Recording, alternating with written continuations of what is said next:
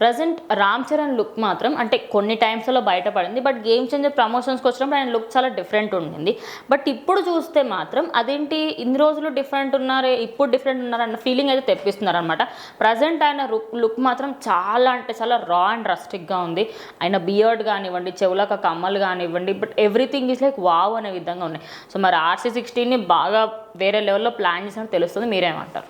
So ఖచ్చితంగా looks విషయంలో అసలు రామ్ చరణ్ గారికి మనం వంగపెట్టాల్సిన పని లేదు. ఆఫ్ స్క్రీన్ అయినా ఆన్ స్క్రీన్ అయినా బెస్ట్ లుక్స్ ఉంటే బెస్ట్ స్క్రీన్ ప్రెసెన్స్ ఉంటుంది.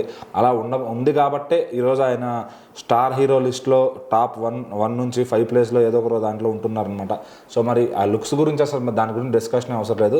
బట్ ఇక్కడ RC16కి వచ్చేసరికి ఏంటంటే ఆయన చాలా జాగ్రత్త పడుతున్నారు. ఎందుకంటే గేమ్ చేంజర్ సినిమాకి అంటే ఆయన ప్రమోషన్స్లో కానీ ఎక్కువ బాగా అంటే ఆయన ఇంట్రోవర్ట్ లాగా ఉండి సరే వాళ్ళు చూస్తారు మొత్తం టీం అంతా చూసుకుంటారనే ఒక భారం పెట్టారనమాట.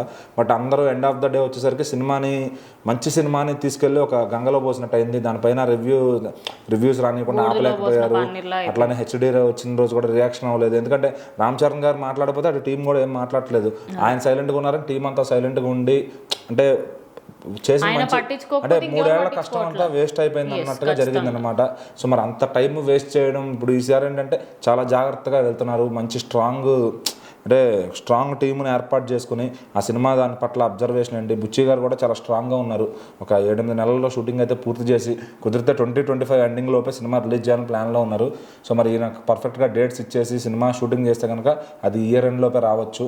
సో మరి యాజ్ ఆఫ్ నౌ అయితే అటు సినిమాలో ప్రతి సీన్ టు సీను ఏమన్నా మార్పులు చేర్పులు చేయాలన్నా ముందు చూసుకుని చాలా క్లారిటీగా చేస్తున్నారంట.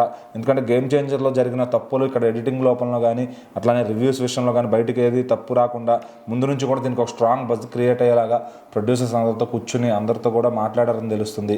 సో బుచ్చిబాబు గారు అయితే రామ్ చరణ్ గారు ఏది చెప్పినా దానికి చేయడానికి అయితే ఆయన రెడీగా ఉన్నారు. ఎందుకంటే ఆయన జడ్జిమెంట్ అనేది ఏం లేదు. ఆయన జస్ట్ కథ రాసుకొచ్చాడు. ఆ కథ మీద కూర్చుని ఆయన చేయాల్సిన డెవలప్మెంట్ అంతా చేసుకున్నాడు. సో ఇప్పుడు వేలెత్తి చూపించడానికి ఏం లేకుండా కూడా కథ రెడీగా ఉంది.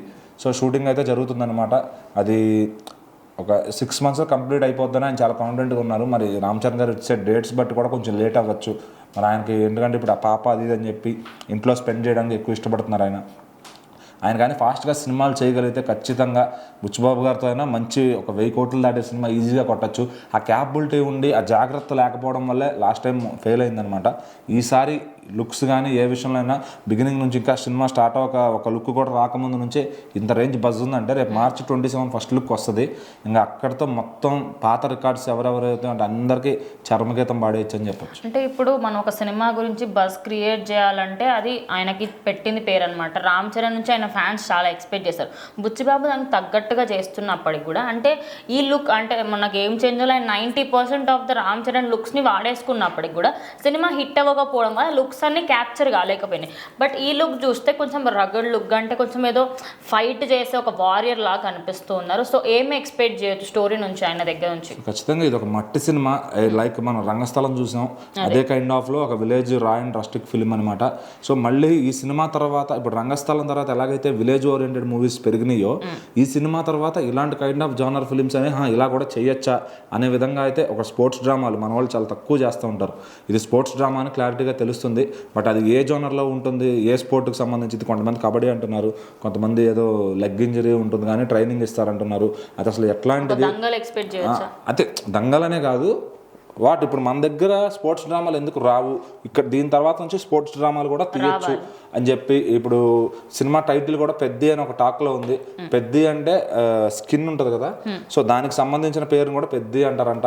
కొంతమందికి ఇంటి పేరు ఉంటుంది, కొంతమందికి ఏమో పెద్దమ్మని మనం పెద్ది అంటారు ఆంధ్ర సైడ్. సో ఖచ్చితంగా అది ఏ రకంగా తీసుకున్నారు. సో మట్టి సినిమా అంటున్నారు కాబట్టి మరి స్కిన్ నుంచే తీసుకున్నారు ఆ టైటిల్ కూడా అంటున్నారు. మరి అసలు ఏ స్పోర్ట్స్ డ్రామా ఏంటి అనేది మినిమం ఫస్ట్ లుక్ వస్తే ఒక క్లారిటీ వస్తుంది.